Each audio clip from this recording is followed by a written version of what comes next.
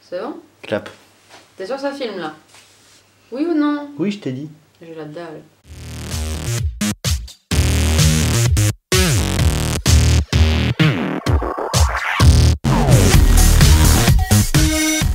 Bonjour à tous, j'espère que vous allez bien. Aujourd'hui je vous retrouve dans une nouvelle vidéo un petit peu différente des autres. Ça fera un petit point culture, n'est-ce pas? Je vais vous parler des expressions de grand-mère. Donc moi il y en a pas mal que j'utilise, mon chéri se fout très souvent de ma gueule. Et donc voilà, je vais vous dire en soi d'où elles viennent, ce qu'elles veulent dire parfois, parce qu'il y a pas mal de gens qui parfois ne connaissent pas certaines expressions. Moi j'en connais pas mal, j'en utilise pas mal parce que dans ma famille on en utilise pas mal. Et donc voilà, je vais vous en dire quelques-unes. Il y en a plein, donc j'ai un petit livre, c'est mes grands-parents d'ailleurs qui me l'avaient acheté il y a des années. Et ça s'appelle donc Les expressions de nos grands-mères de Marianne Tillet, j'espère que je le dis bien. Et voilà, donc j'en ai pris quelques-unes, et bon, il y en a plein, donc j'en ai pris vraiment quelques-unes, et surtout des expressions que je peux dire et que j'ai déjà entendues, en tout cas autour de moi. Donc on va commencer tout de suite. Alors la première expression, donc qui en plus est la première expression de ce livre, c'est « En voiture Simone, c'est moi qui conduis, c'est toi qui klaxonne ». Donc ça veut dire « démarrons, allons-y, allez », enfin voilà, pour ceux qui ne savent pas ce que ça veut dire. Et donc cette expression, elle vient tout simplement, donc Simone, c'est quelqu'un qui a réellement existé, c'est une femme qui a réellement existé. Donc en 1929, elle a eu donc son permis de conduire, cette femme. Elle s'appelle Simone Louise de Pinet de Borde.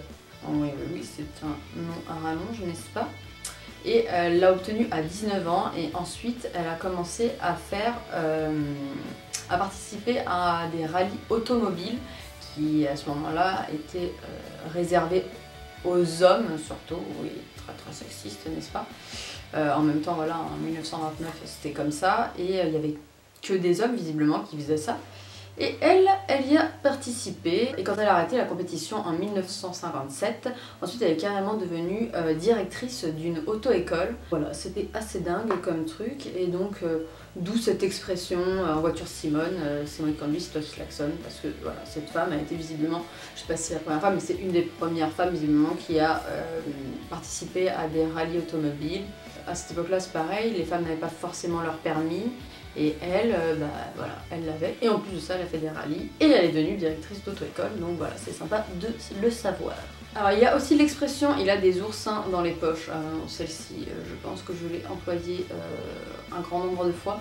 Ça veut tout simplement dire « il est avare, il est radin ». Voilà. Donc tout simplement, il a des oursins dans les poches parce que... des oursins. Des oursins dans les poches. J'espère qu'au début j'ai bien dit il a des oursins dans les poches, pas des oursons, parce que maintenant je me souviens plus de ce que j'ai dit.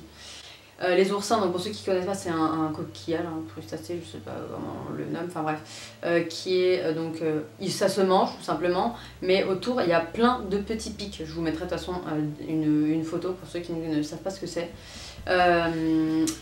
Et donc tout simplement il a des oursins dans les poches parce que le mec n'est pas capable de foutre ses mains dans ses poches parce que ça pique très fort de dépenser rien qu'un centime. Et donc voilà, c'est tout simplement pour désigner quelqu'un de radin. Bon, en tout cas voilà, c'est tout ce que ça veut dire. Ils ne disent rien de plus, bon, après ils mettent tout un blabla, mais rien non plus d'excessivement intéressant et qui nous définit plus cette expression. Ensuite...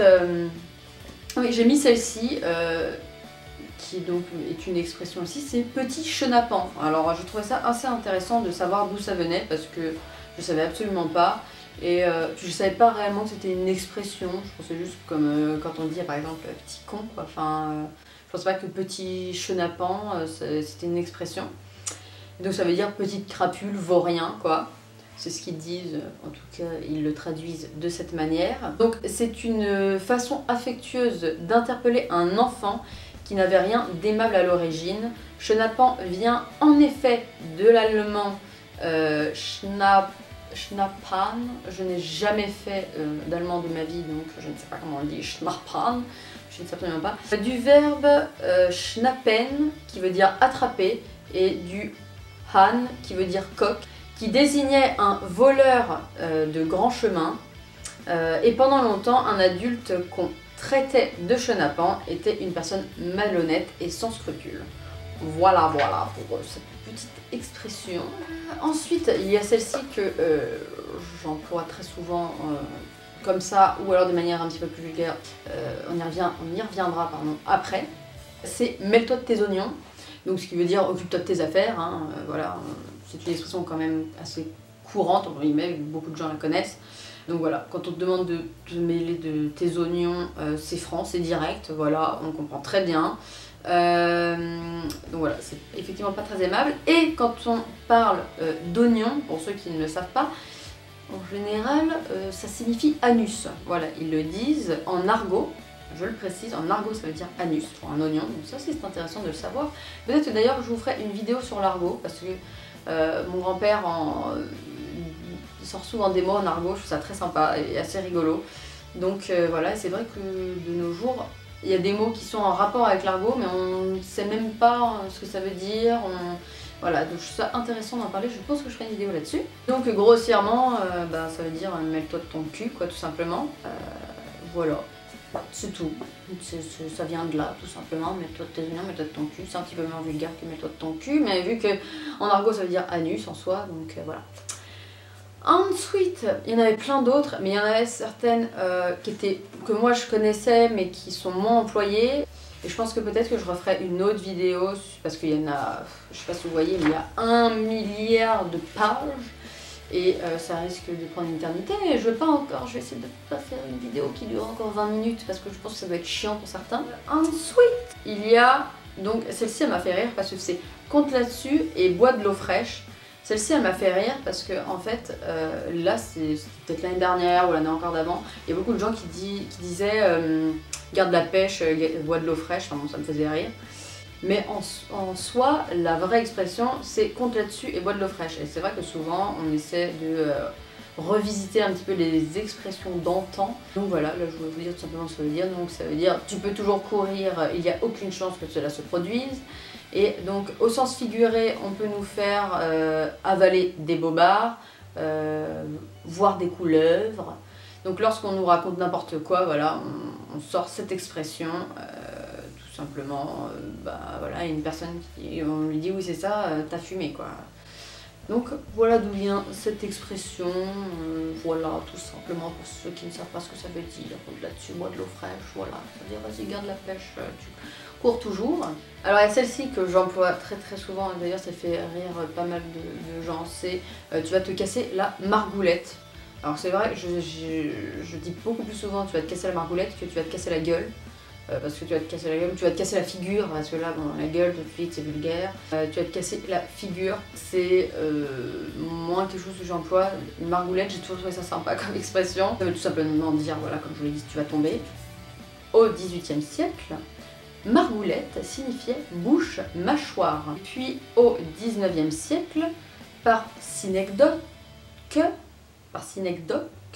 oui c'est ça, une figure de style qui consiste par un glissement de sens à désigner la partie par le tout. Non, c'est extrêmement chiant en fait là. Là franchement ça me fait chier en fait. Je trouve ça chiant, vous allez trouver ça chiant aussi. Donc ça veut tout simplement dire voilà, casser la figure, puisque la margoulette veut dire la bouche, la mâchoire en soi. Quand on dit figure c'est pareil, c'est le visage. Donc voilà, et c'était apparemment beaucoup plus fort comme expression. Parce que ça je trouve ça intéressant pendant la Première Guerre mondiale, parce qu'à l'époque se faire casser la margoulette c'était tout simplement se faire tuer. Calmez-vous, qui m'envoie un message? Voilà, se faire tuer, balle dans la tête ou avec un tir d'obus. Donc voilà, tout simplement. Ok, très bien, donc là je suis encore gavée. Parce que je n'avais plus de place sur ma carte, et puis comme je vous le dis, je n'ai pas de retour, donc forcément je ne sais pas que ça filmait encore ou pas, parce que je n'ai pas de petits boutons rouges, de petits machins qui me disent que ça filme ou que ça filme pas.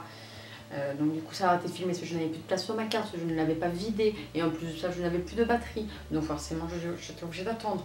Là ça me gaffe, je l'avais fini ma vidéo, donc voilà, là ça me saoule, donc je vais aller bouffer un petit gâteau, je vais aller me faire un petit thé pour me calmer un petit peu, hein.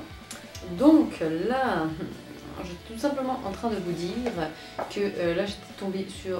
donc j'avais presque fini mes petites histoires. Et en fait en feuilletant un petit peu, je suis tombée sur l'expression « et ta sœur » qui m'a fortement fait rire parce que c'est une expression qu'on sort pas mal, et je savais même pas que c'était une expression de grand-mère en soi. C'est une expression qu'on sort pas mal dans notre génération en ce moment, je trouve. Et donc du coup ça me fait assez rire de tomber là-dessus, et ça veut dire tout simplement mêle-toi de ce qui te regarde. Et en fait ils disent encore une jolie façon de congédier un importun. Donc à l'interpellation « et ta sœur », l'interlocuteur peut répliquer du tac au tac « elle bat le beurre ». Voilà, réponse qui joue sur la rime entre les deux phrases, n'est-ce pas? En argot, sœur, ça signifie femme, maîtresse ou prostituée. Alors déjà, il va falloir m'expliquer pourquoi prostituée, pourquoi maîtresse, quel rapport? Je veux bien femme, mais pourquoi encore du sexisme comme ça? Je ne comprends pas. Pourquoi prostituée? Enfin déjà, sincèrement, je savais pas que sœur ça voulait dire ça, enfin, je suis un peu choquée. Mais bon, c'est pas grave, encore un truc fort sympathique sur nous les femmes, n'est-ce pas? Que voilà pour cette expression d'où elle vient, entre guillemets. Voilà, elle me faisait rire en feuilletant. Donc voilà, je vais conclure ici, parce que j'avais conclu ici à la base, j'avais fait même ma conclusion, je pensais que tout était fait. Donc voilà, j'espère en tout cas que cette vidéo vous a plu. Je n'avais jamais vu encore une vidéo comme celle-ci, ça doit certainement exister, mais moi en tout cas je ne suis jamais tombée dessus. Je trouvais ça plutôt intéressant et sympa parce que voilà, parfois on connaît pas certaines expressions, enfin, on les connaît mais on ne sait pas forcément exactement ce que ça veut dire, d'où ça vient, etc.